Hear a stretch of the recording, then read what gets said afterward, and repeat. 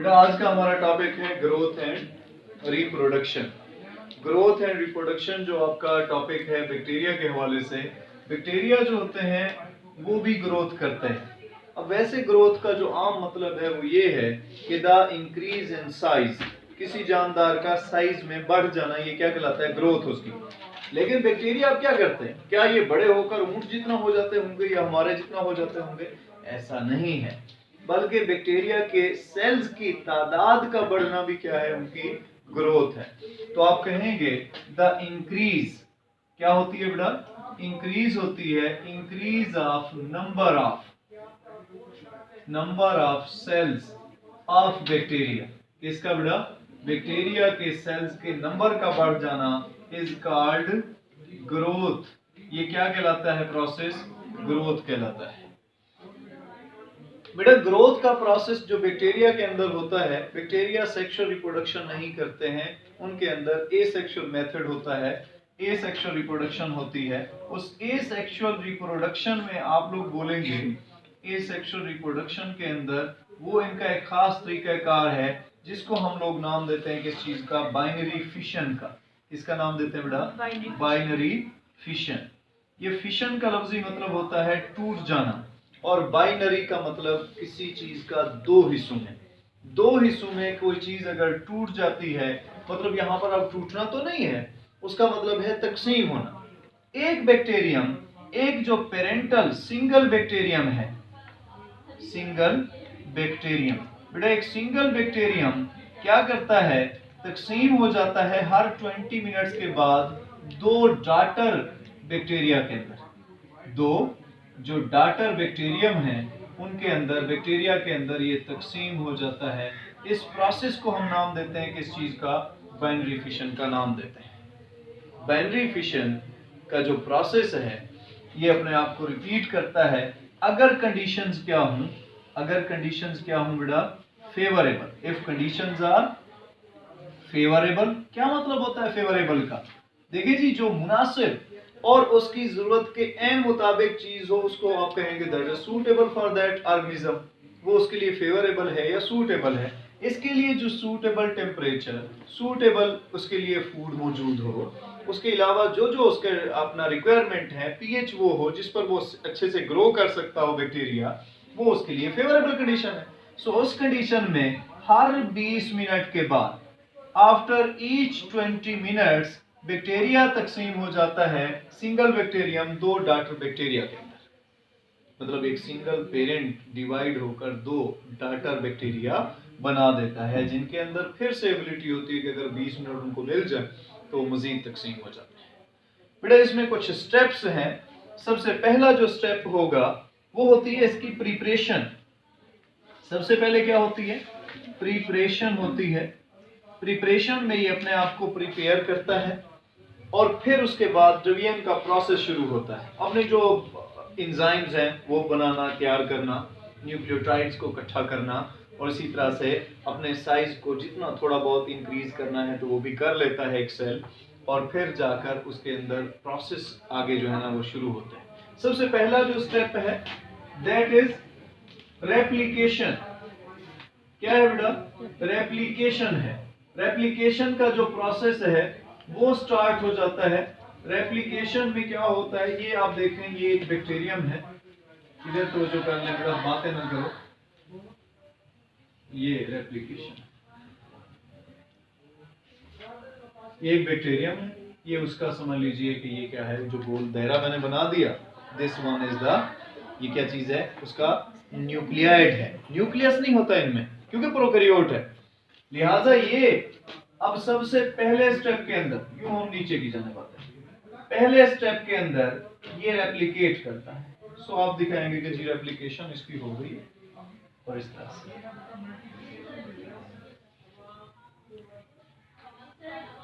दूसरे स्टेप के अंदर, पहले स्टेप में रेप्लिकेशन हुई और उस रेप्लिकेशन के साथ साथ दरमियान में जहां से एक बैक्टीरियम ने तकसीम होना है उस जगह से आमतौर पर एक छोटी सी फरो भी आपको नजर आ रही है। आप इस चीज पर जरा नजर रखें, यहां से जहां से इसने डिवाइड और फिर फाइनली तौर पर ये दोनों जो ये क्रोमोसोम बन चुके हैं ये एक दूसरे से अलहदा होकर अपोजिट सफर करते हैं और इसी तरह से सेल जो है वो तकसीम भी होना शुरू कर देता है।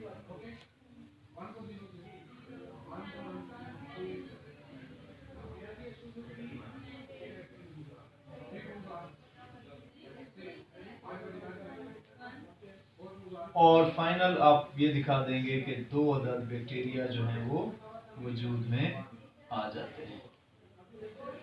ये एक बैक्टीरियम हो गया और ये दूसरा बैक्टीरियम जो है वो वजूद में आ जाएगा। फिर आप लोगों ने देखा कि एक बैक्टीरियम से 2 अदद बैक्टीरिया जो हैं वो डॉटर बैक्टीरिया वजूद में आ गए। इस प्रोसेस का नाम आपने क्या रखा? इसका नाम रखा बाइनरी फिशन। बाइनरी फिशन का पहला स्टेप रेप्लिकेशन, फिर उसके बाद फरो फॉर्मेशन और फाइनली तौर पर दोनों हिस्से डिवाइड होकर एक बैक्टीरिया से 2 वो बन जाते हैं। तो ये उसके बाद अब हमारे पास कि ये जो सारा प्रोसेस होता है इस प्रोसेस का एक खास टाइम है। मैंने कितना टाइम बताया आप लोग को? 20 मिनट्स कि हर 20 मिनट के बाद एक बैक्टीरियम अगर उसको सूटेबल और फेवरेबल कंडीशन दस्तयाब है तो वो उसमें क्या कर सकता है? तकसीम हो जाता है और 2 बैक्टीरिया में तब्दील हो जाएगा। अब जब वो 2 में तब्दील हो जाता है 2 बैक्टीरिया के अंदर तो उसका एक जो टाइम लगता है 20 मिनट, वो फिर नेक्स्ट तकसीम की तैयारी करता है। वो फिर नेक्स्ट डिवीजन के लिए भी, नेक्स्ट तकसीम होने के लिए भी उसको कितना मिनट चाहिए? 20 मिनट्स।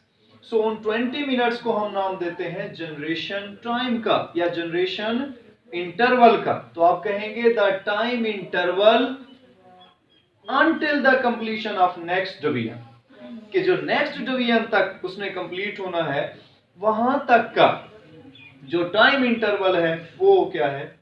वो जनरेशन टाइम उसका कहलाता है। अब बेटा सुने जरा कि जो ये प्रोसेस होता है कि हर वक्त ये नहीं कि जी तकसीम होता रहेगा और नए बैक्टीरिया बनते रहेंगे, बल्कि क्या होता है, बल्कि ऐसा भी होता है, आप लोग बताते हैं कि ये जो तकसीम का प्रोसेस है जब तकसीम शुरू नहीं हुई होती वो अपने आप को प्रिपेयर कर रहा होता है, उस फेज को हम नाम देते हैं लैग फेज का नाम। 4 फेजेस हैं ग्रोथ के, उस फेज का नाम क्या है? Lag phase. जब ग्रोथ नहीं हो रही होती लेकिन वो अपने आप को प्रिपेयर कर रहा है। ठीक है जी। आप बोलेंगे कि नो डिवीजन, यहां पर डिवीजन का प्रोसेस नहीं हो रहा। जब डिवीजन नहीं हो रही है तो इसको फेज को नाम देते हैं लैग फेज का। उसके बाद दूसरा फेज आ जाता है बेटा, उसको बोला जाता है लॉग फेज। ये लॉग फेज कौन सा है? यहाँ पर सेल डिवाइड होना शुरू हो जाता है, किसके साथ? With exponential. हम लफ्ज इस्तेमाल कर रहे हैं एक्सपोनेंशियल रेट। एक्सपोनेंशियल रेट जिस तरह से आप लोग टेबल पढ़ते हो, फर्ज करें 2 जमा 2 4 बनता है और फिर 2 जमा कर दें 6 बनता है, फिर 2 जमा करें 8 बनता है। मतलब 4 दफा हम 2 जमा करते जाएं तो 8 तक पहुंचते हैं। लेकिन अगर हमें 4 दफा मल्टीप्लाई करना पड़े, जैसे 2 ज़र्ब 2 कितना जवाब है? 4, फिर 4 ज़र्ब 2 8, फिर 8 ज़र्ब 2 कितने तक पहुंचते हैं? 16 तक।